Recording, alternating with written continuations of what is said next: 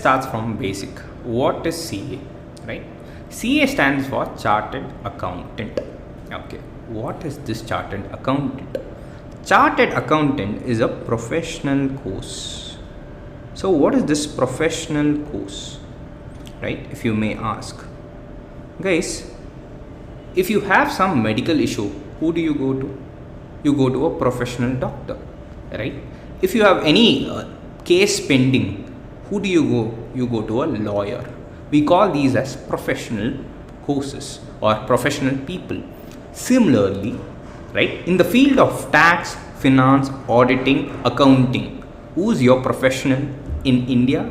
That is CA, right?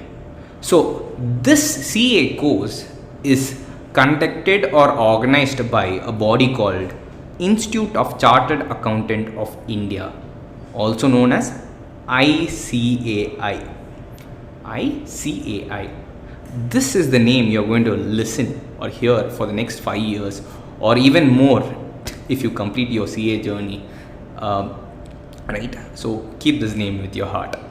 ICAI was founded in 1949, right? It's a statutory body established by the Act of Parliament.